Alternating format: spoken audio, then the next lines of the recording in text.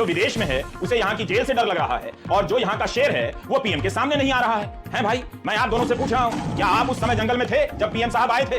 Camera हाथ में था, तोप नहीं था, तो फिर आप दोनों सामने क्यों नहीं आए? क्या कंट्री के किंग के प्रति जंगल के किंग का ये बिहेवियर होगा? डिसिप्लिनरी एक्शन लेंगे।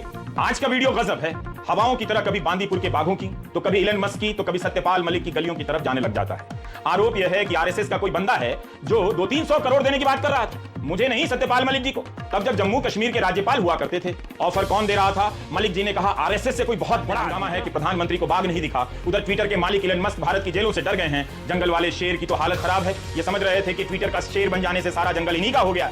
इधर अदानी समूह की तरफ से मुझे पत्र आ गया है कि फाइनेंशियल टाइम्स को लेकर जो हमने अपने वीडियो में दिखाया था उस पर उनका भी पक्ष रख दें। ग्लोबल चैनल के लोग यूट्यूबर को गंभीरता से लेने लगे हैं और यहाँ अपने मस्क भाई जेल जाने से डर रहे हैं। जरूर उनका पक्ष रखेंगे जब अदानी के चैनल पर अदानी के बारे में शरद पवार का बयान चल सकता है, और फिर शरद पवार कह भी सकते हैं कि मुझे कोई ऐतराज नहीं अगर जेपीसी की जांच हो, तो रवीश कुमार ऑफिशियल पर अदानी का पक्ष तो चलना ही चाहिए। यही पत्रकारिता का उसूल है। इस वीडियो में आप क्या देखेंगे मुझे पता नहीं, लेकिन पूरा देखेंगे तो आप जरूर समझ जाएंगे कि हम तो अब इस लायक बचे ही नहीं, तो पता रखकर क्या कर लेंगे। हम का मतलब आपसे है सर, उधर मत देखिए, बांदीपुर के बाघ लोग ना चुनाव प्रचार में गए होंगे। आप अपने प्रचार पर ध्यान दीजिए। हाँ, आपका ये फोटो बिंदास है। Who doesn't wanna look young and full of Akshay ऊर्जा? Top of the world sir.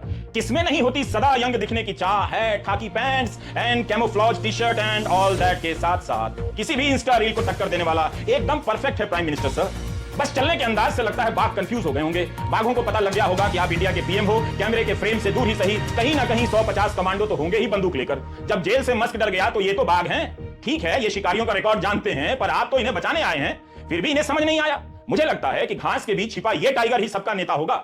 इसी ने आपके खिलाफ सबको भड़काया होगा। This one sir, this one. इसके मोबाइल में पेगासस लगा दीजिए, सब पता चलेगा। पूछिए जब जंगली भैंसा आ गया, बारहसिंगा आ गया, हिरण आ गया, हाथी भी आया, तब बाघ लोग क्यों नहीं आए? अगर बाघ दिखता तो उस दिन आप बाघ की फोटो नहीं डालते। अरे हाँ, हमने भी नहीं सोचा कि चर्चा बाघ की हो रही है और फोटो भैंसे का आ रहा है। हम इस खबर की पुष्टि नहीं कर सकते, इसलिए हमने व्यंग्य का रास्ता चुना। अगर यह सही है तब भी हंसते हंसते लोटपोट हो जाने वाली खबर है। एट माय पॉइंट, क्या ये हंगामे की बात है कि बांदीपुर टाइगर रिजर्व में प्रधानमंत्री को बाघ नहीं दिखा? न्यू इंडियन एक्सप्रेस में खबर छपी है कि प्रधानमंत्री को बाघ नहीं दिखा, तो अब पूछताछ हो रही है, दबाव बनाए जा रहे हैं। बोस की खन्ना की रिपोर्ट है जिसमें बताया गया है कि बांदीपुर टाइगर रिजर्व में 22 किलोमीटर की सफारी के दौरान कोई बाघ नहीं दिखा। इसके लिए जीप के चालक मधुसूदन को कुछ लोग जिम्मेदार ठहरा रहे हैं। बीजेपी के नेताओं और वन विभाग के वरिष्ठ अफसरों ने मधुसूदन के खिलाफ कार्रवाई की मांग की है, क्योंकि वह उस रूट पर नहीं ले गया जहां बाघ दिख सकता था। कांग्रेस के मीडिया प्रमुख ने झट से खबर की कॉपी ट्वीट कर दी और लिख दिया, ऑफ कोर्स उन्होंने इंग्लिश में लिखा, कि अब पता चल रहा है कि शिकारी शंभू को बांदीपुर में बाघ दिखाई नहीं था। वो काफी गुस्से में थे। एसपीजी वन विभाग के कर्मचारियों को दोषी ठहरा रही है, जो पलटकर सुरक्षा कर्मियों को दोषी ठहरा रहे हैं। भूपेंद्र यादव इसे हल्के में ले रहे हैं। मैं तो कहता हूं कि उन्हें ही बर्खास्त कर दीजिए, ऐसा जयराम रमेश कह रहे हैं। अंत में लिखते हैं, सब बेकार गया, वो कैमरा भी और वो पोज भी। आदरणीय महाराजा धीराज वनराज नरेशों के नरेश बाघेश जी, आप जिस देश के जंगलों में विराजते हैं उस देश में नौटंकी पानी की टंकी के ऊपर चढ़ गई है, और आप दांत चियारना बंद कीजिए, गुस्सा छोड़िए और मेरी बात ध्यान से सुनिए। हाँ, आप चारों से भी बोल रहा हूं, मेरी बात सुनिए। आप केवल जंगल के राजा नहीं हैं, इंडिया के नेशनल एनिमल भी हैं। आपके कमांडर आए और आप मिलने नहीं आए, ये तो गलत बात है। माइक पांडे ने आपके बारे में लिखा है कि आप लोग काफी शर्मिले होते हैं, आदमी से पंगा नहीं लेते। हजारों बार वे आपके सामने से गुजरे, मगर आप अपनी दुनिया में मस्त उन्हें इग्नोर मारते रहे, चले गए। बात यह है कि माइक पांडे को इग्नोर मारना ठीक है, मगर इतना तो चेंज करना ही पड़ता है ना पीएम सर के लिए।